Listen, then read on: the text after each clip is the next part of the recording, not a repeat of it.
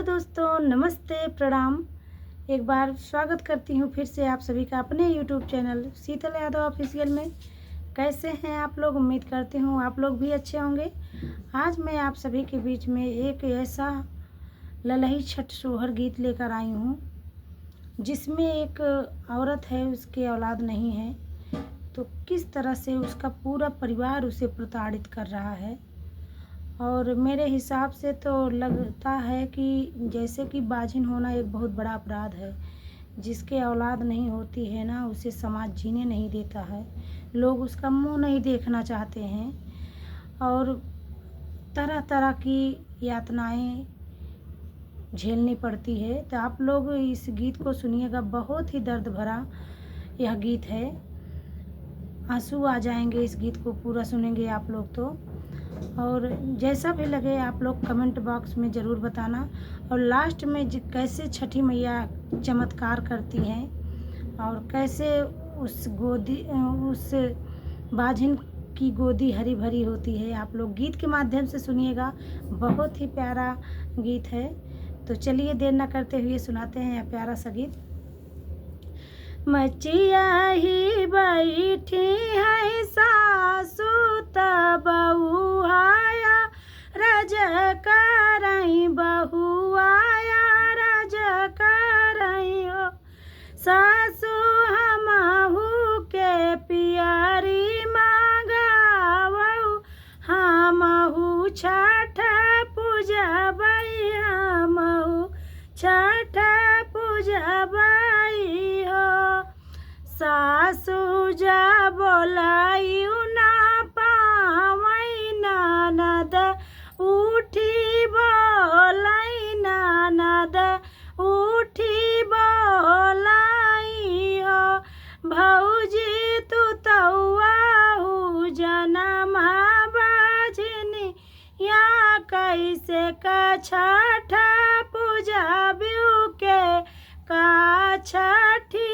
आई बिऊ हो बहर से आवाई पियावा भी रहा बोलिया बोलाई बीरा बोलिया बोलाई हो धाना जतिया कई नीच सुगरिया देखत घिन लागई देखत घिन लागई हो धाना आगे पीछे चला थे लड़कवा देखत निकला गई देखत निकला गई हो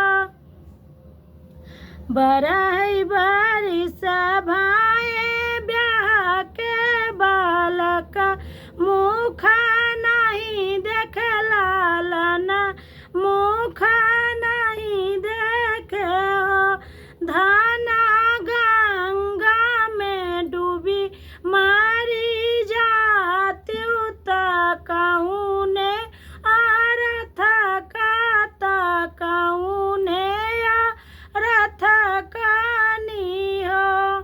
जब पति ऐसे कह रहा है तो बाकी लोग तो प्रताड़ित करेंगे ही। आगे सुनिए आप लोग।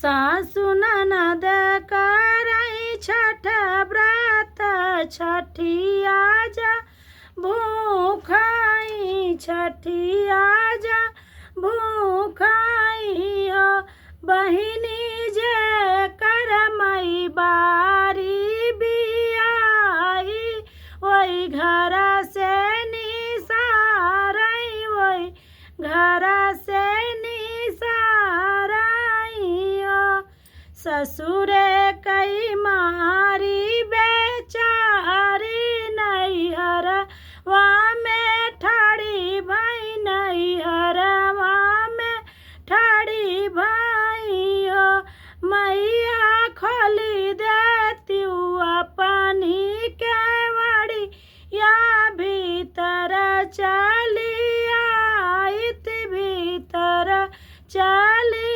आइत हो अंगने से बोलाई मैया मड़िया नाही खोलाई के मड़िया नाही खोलाई ओ बेटी कवाना संकट तोहरे जियारा नैहर के सयायु नैहर के सयायु। तो अब देखो माँ पूछ रही है, जब माँ नहीं स्थान देती है अपने गोद में तो दुनिया क्या स्थान देगी ऐसे लोगों को। तो आप लोग आगे सुनिए कहाँ कहाँ ठोकर खाती है बेचारी। कि सासु ननद करई छठ व्रत हमारा है बाझिनी हमारा है बाझिनी ओ मैया जेकर संगे बारी बियाई बाझिनिया बोला मई बाझिनिया बोला मई ओ मैया जेकर संग बारी बिया ही त घर से निसारई त घर से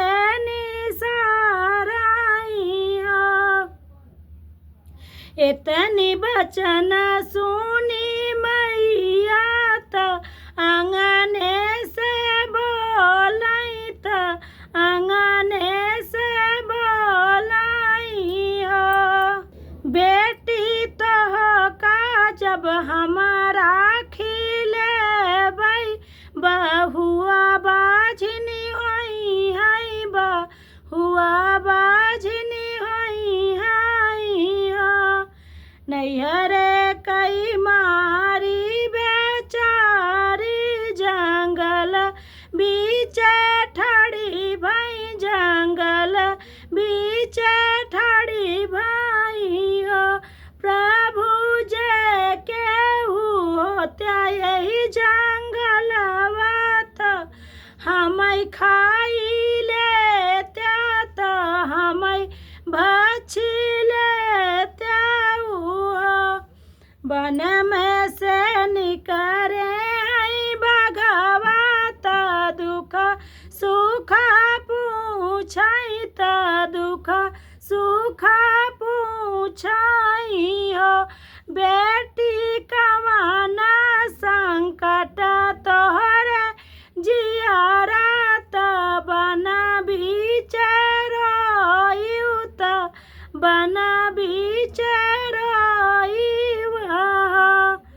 सासु ननद करई छठ व्रत हमारा है बाझिनी हमारा है बाझिनी हो बघवा जकर संग बारी बियाही त घर से निसारई त घर से निसारई हो काऊ कहूँ मोरी बेटी कहत दुख लागई बहुत दुख लागई हो बेटी तो काज हम बछिले बई बघनिया बाझनी होई है बघनिया बाझनी होई है ओ जंगल के मारी बेचारी त गंगा तीरे ठाड़ी भाई गंगा तीरे ठाड़ भाई ओ मैया ये कालहर दाई देत्यू मई डूबी मारी जाईती मई डूबी मारी जाईती हो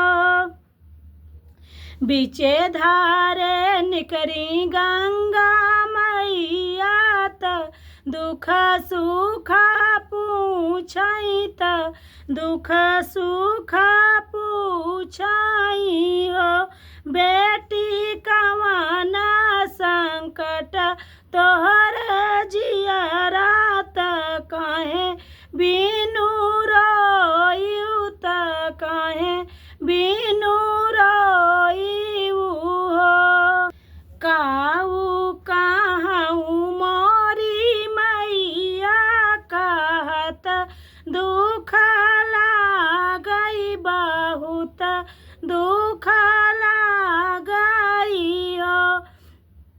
सासु ननद करई छठ व्रत हमरा हे बाझिनी हमरा हे बाझिनी हो मैया जकर संगे बारी मई ब्याही त घरा से निसारई बा झिनी कही बोला मई बाझिनी कही बोला मई हो। गंगा मैया धीरा धारा मई त बेटी समझा मई त बेटी समझा मई हो। बेटी पतवा पेली उतिला चाउर औरऊ महुआ औरऊ महुआ हो। बेटी पतवा पेली उतिला चाउर औरऊ महुआ तयऊ रऊ महुआ हो। बेटी छठी मई के विधि से मनायु प्रसाद न कर खायु प्रसाद न कर खायु हो। बीततई सावनवा महीनवा भदवना के लागत भदवना के लागत हो। बहिनी बाझिनी के जन्मे नंद लाल बधैया भल बाजई बधैया भल बाजई हो। बहिनी छूटी गाए बझिनी कई नाम आंगन उठई सोहर आंगन उठई सोहर हो। जय हो छठी मैया।